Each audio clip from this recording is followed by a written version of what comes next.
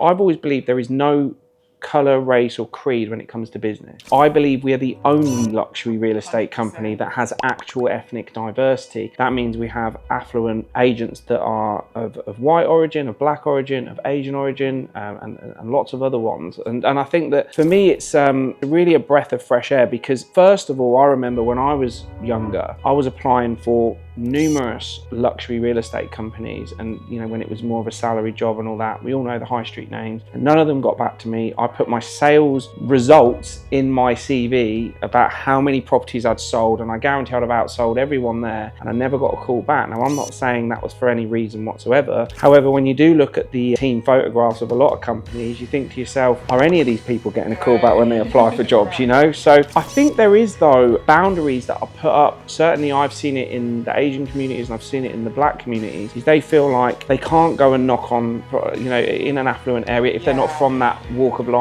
or whatever. And you realise that it is untrue. Real estate as a whole, it's a male-dominated industry. I would say that from what I have seen, for every one great female realtor, there is probably 50 men. 100%. And I think it's about that ratio. Yeah. What do you think attributes to that? Any industry where sales is involved, it is male dominated. Yes. Like I said, I've been in sales all my life, and it was exactly the same in pharmaceutical sales as it is in property.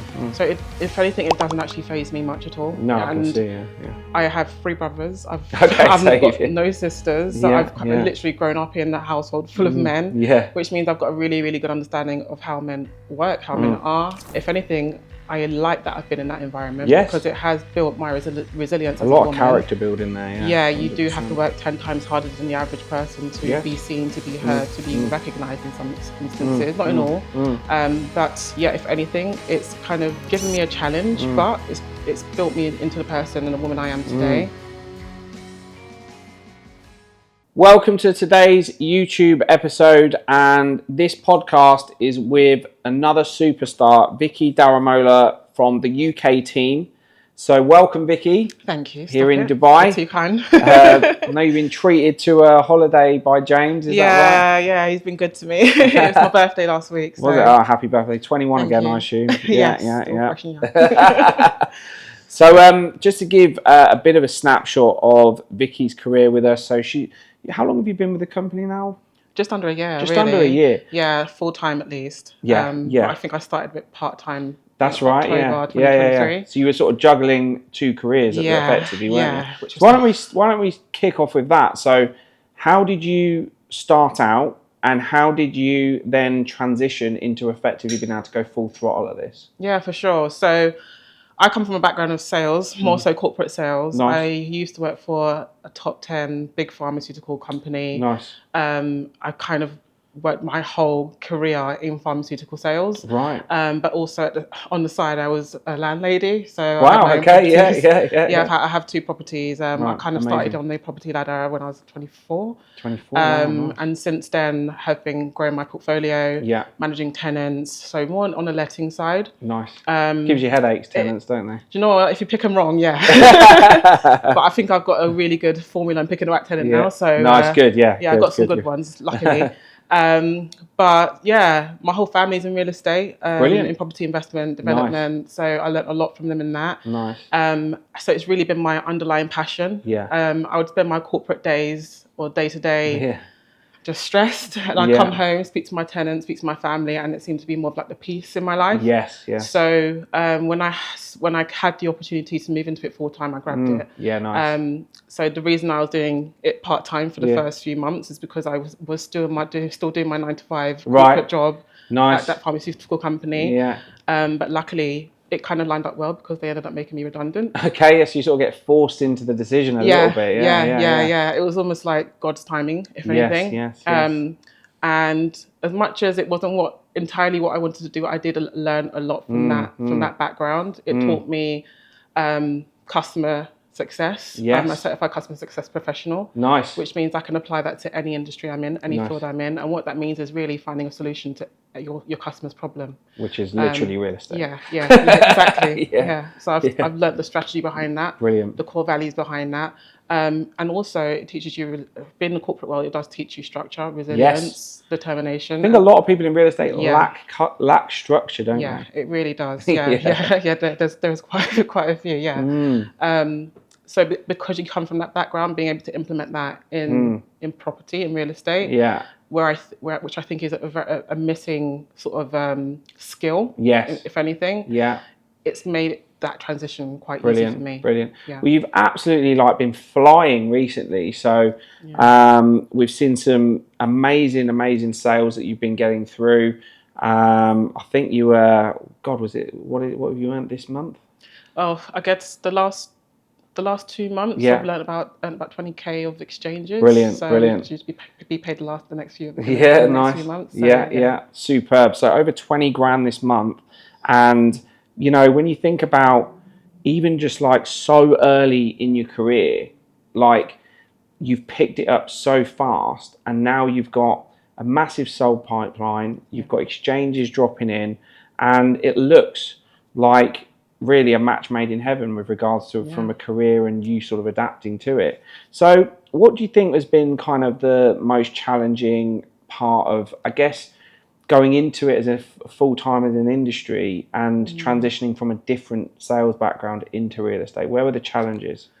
I think it's been more so for me the area I was in. Okay. Yeah. If anything, Kent is it's a challenging place because there are more affluent areas in Kent versus others. Right. So when you're looking at £1 million properties in that area, and also when you're looking at some of the high street agents that have built a reputation in that area, they don't demand a high fee. Yes. They don't. You know, they've kind of relaxed their fee based on the type of properties that are in the area. Yeah. So when you're coming in as a luxury realtor who actually understands how to market, how to get max market value on a property, and for so long those vendors in those properties are used to a traditional way of selling their homes, and anything from 0.5% to 1% fee. It's nuts. And you're coming in at 2.5%, which if anything, I deserve more. They look at me like, are you kidding me? So I think that's probably been my biggest challenge. And in my humble opinion, I have probably lost more than I've gained. So I've lost more probably listings than I've gained because of that. But also at the same time, I find that they come back. Yes, they do. Because they realise it's not about my fee. Yeah. It's about getting your home sold. 100%. And they are with agents that are just not getting their home sold. And you know what it is? It's common right across the UK, and actually, you know, even here in Dubai, is that there are agents that will list owners' properties for zero fee because they know they're getting a 2% buyer fee. So don't think these problems are not going to come with you over to Dubai to come in, because they will be. You are going to be beating substandard agents to listings who are literally willing to sell houses for free. So that is mental to me. For me, it's all about, we touched base on it a little bit with James, was that when you understand the process and you understand not just how to list and sell a home, but how to make sure that it delivers the result for the owner, far superior in context to what their high street agent's doing for when he's probably going to earn 200 quid if he sells the home, whereas you're going to earn 10 grand. Who do you think is going to be more motivated? So it's it really is that. And I think that, moving on to the next sort of subject with regards to real estate as a whole, it's a male dominated industry. I would say that from what I have seen, for every one great female realtor, there is probably 50 men. 100%. And I think it's about that ratio. What do you think attributes to that? I think, like in most sales industry, any industry where sales is involved, it is male dominated. Like I said, I've been in sales all my life, and it was exactly the same in pharmaceutical sales as it is in property. So if anything, it doesn't actually faze me much at all. No, I can see, I have 3 brothers. I've got no sisters. So I've literally grown up in a household full of men, which means I've got a really, really good understanding of how men work, how men are. And if anything, I like that I've been in that environment, yes, because it has built my resilience a as lot a woman. of character building there. Yeah, yeah, you do have to work 10 times harder than the average person to be seen, to be heard, to be recognized in some instances, not in all. But yeah, if anything, it's kind of given me a challenge, but it's built me into the person and the woman I am today. So if anything, I understand how to approach men in conversations as well as I do women in conversation. I think it's a very, very powerful. Yeah, I think 100%. And what would be sort of, let's say there's like some women who are in real estate listening to this, what would be really some advice, or from your experience, that you would pass on to these people who potentially might be struggling or are trying to get ahead in the industry? What would be your advice to these people? I would say don't be intimidated. And have something to offer other than how you look. Yes, I'll be real. That's that the key is, to it.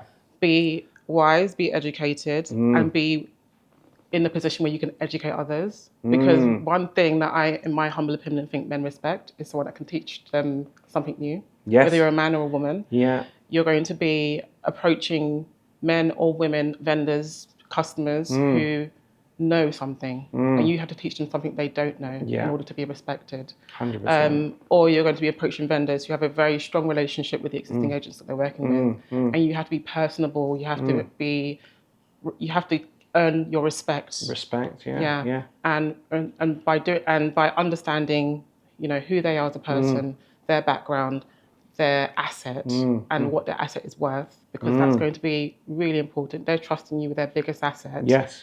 So you have to you have to show credibility and give them all of the trust that you know how to handle their asset properly. And by having the knowledge, not just on the market of the property itself. I've seen properties listed on the portals that have probably a paragraph's worth of information about what's actually in the property, not even just about what's outside, the community, the location, lifestyle. Just a quick, bang, bang. Yeah. Exactly. No effort, but if you can come into that home and really describe to that vendor, you know, what you can bring and how you can showcase and how you can articulate the beauty, the value of their property to potential buyers, then they'll resonate with that, because that's exactly why they've invested so much money into that property, because they built an experience that they want to pass on to the next buyer. Brilliant. You have to be able to communicate that experience to that buyer as No, well. lovely. I think it's great advice, and I think, you know, it's often a hurdle that I think a lot of women in the industry have to overcome, is that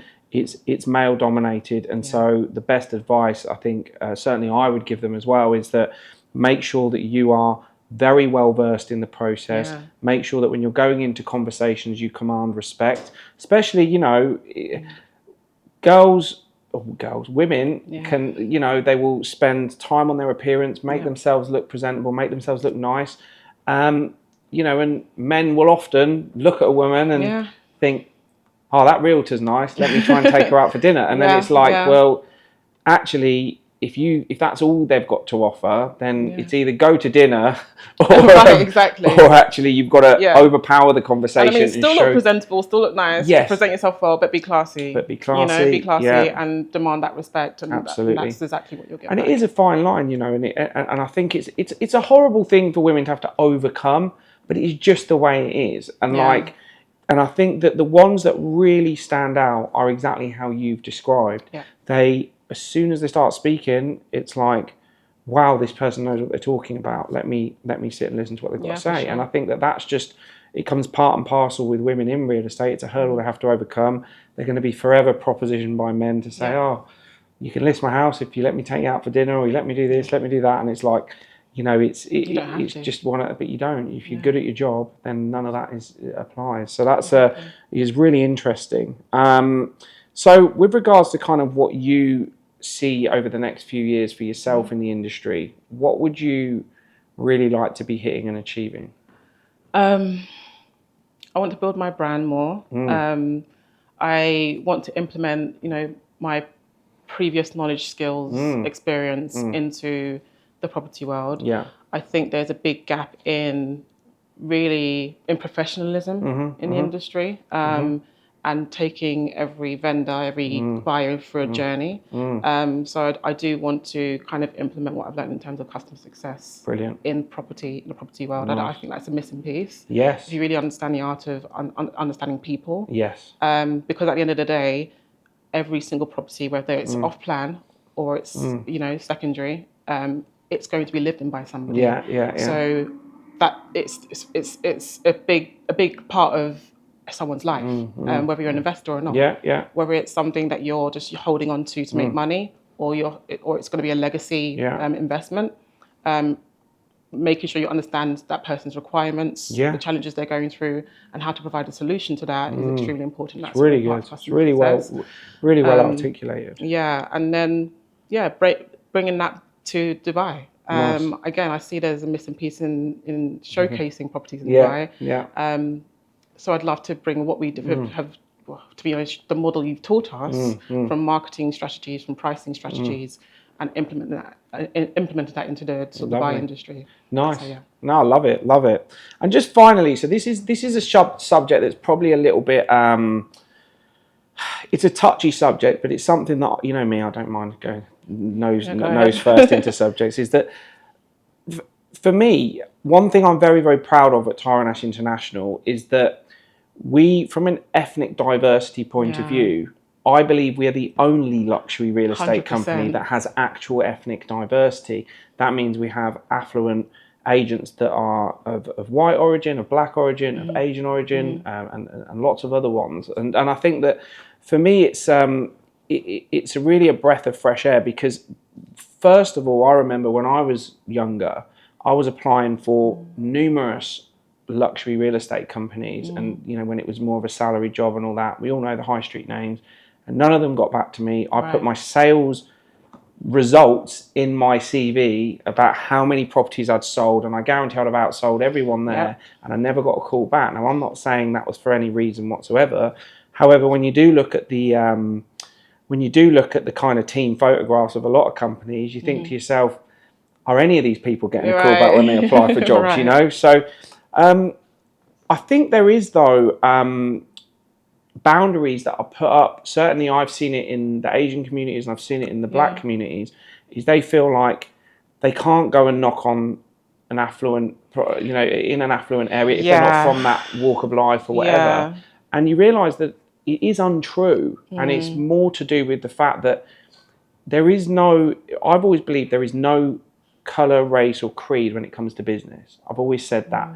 If you've got a table full of 10 billionaires, no one's going to ask which race each one is. They're just going to do business. And I feel that, for me, what do you think has been some of probably the hurdles that maybe some of the people from ethnic minority backgrounds have struggled with in getting into real estate or into the luxury end of the market? Do you know what? It's a two-edged sword because I've experienced it myself sometimes. I can't lie, I have experienced it myself. Of course. But I think it comes back to knowledge. Yes. And second to that, confidence. Because, and also I would actually just say, just being personable and meeting someone where they're at. There's days where I've literally knocked on someone's door and I chat to them as if they're my friends. Yes. And I literally am busting joke with them at the door. And I'm in a very affluent area, not many, black folks around. And they'll invite me in for a cup of tea. And it's literally just because I made them feel comfortable at their own front door. That's it. But if I walked up to that front door with the assumption that because I look the way I look, that they're not going to be, this is what I'm saying. Receptive to there me. Is a 100% assumption. So when I started working in North London, the one thing that someone said into my office is they said, you're not going to be able to get any listings there because everyone's white and Jewish here, and you're Asian. And I went, right.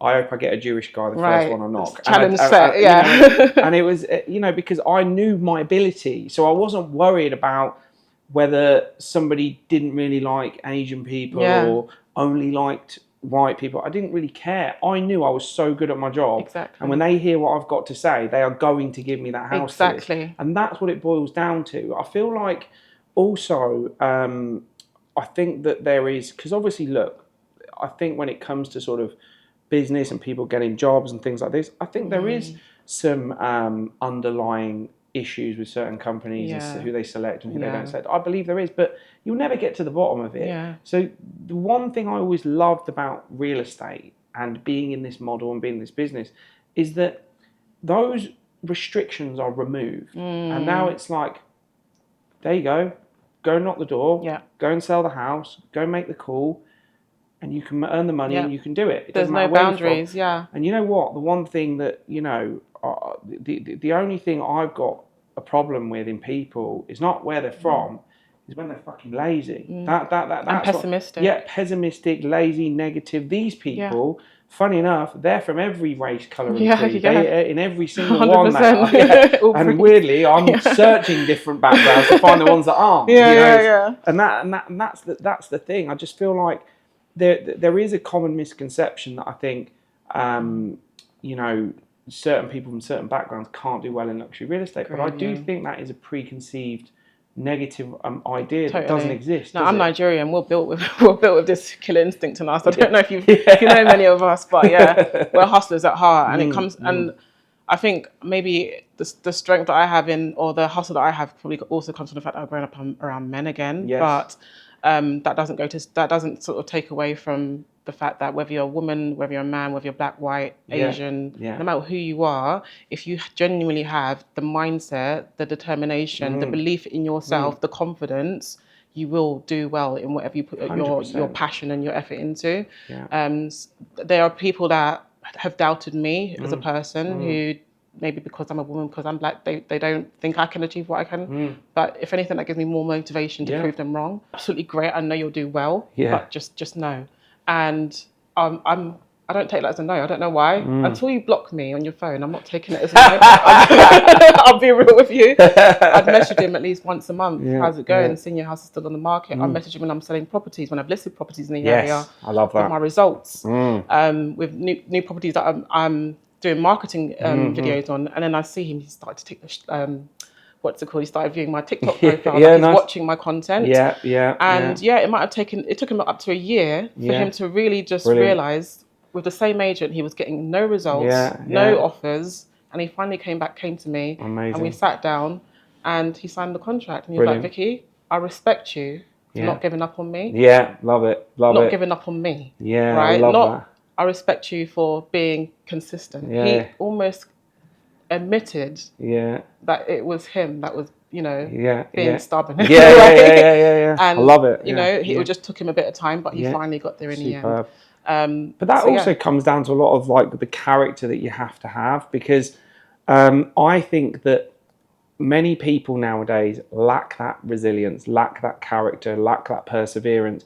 It takes a certain type of person to be on at someone for 1 year. That's a year of your life that you have been back and forth with that guy. I sell that property. And I did sell that property. And you did, and you sold it. And that's exactly what it's about, because everybody wants the quick win. Right. Everybody in our era of social media, with likes, with comments, with quick fix, dopamine hits left, right and centre, everybody wants that quick win. I need to earn money now. And it's like, actually, the big money just takes time. It takes time. If you're going to win a multi-millionaire over who potentially has multiple properties, it's going to take a bit of time. It's going to take you time to learn. It's going to take you time to develop the knowledge. It's going to take you time to do the research. It's going to take you multiple times of communication and all this stuff. There's a process involved if you want to be the best at something. 100%. And I think that's what people get wrong. Yeah, and equally, it's going to take time to build credibility and experience. And you do have to take the no's with, and just keep moving and keep pushing. Because another thing he actually said is, I've seen you improve during that time. And I took that as feedback that actually I had to, it made me review my time at the agency and how I've improved over that time. And you know what, fair play to him, he saw my improvements. He was stalking my TikTok and he finally felt comfortable allowing me to put his biggest asset in my hands and to sell it for him. So lovely. Well, look, I think it's a great point to finish on. And, I have to just take my hat off to you and just literally say that, you've absolutely smashed it in a short period of time. You should be extremely proud of yourself. And I think, to be honest, from, one thing that I've seen, from yourself is that any women who are in the industry should reach out to you, speak to you, because 100%. You know, it is a different game for women. It is a different game for women than men. And I think that seeing how articulated you are, how knowledgeable you are, the fact that you have really, really kind of exemplary sales skills, you know how to deal with people on different levels. These are all skills that you need to master, whether you're a man or a woman, in listing and selling property in a successful way. So thanks for joining me. I think you've been had an amazing last year, and I think this year is going to be an absolute. It's going to be a movie by the looks of things. Oh yeah, you're not going to stop me, to be honest. Well, thanks a lot, and enjoy Dubai, and we'll see you out here soon. All right. Thanks, guys. So click like and subscribe, and we'll look forward to bringing you more real estate value.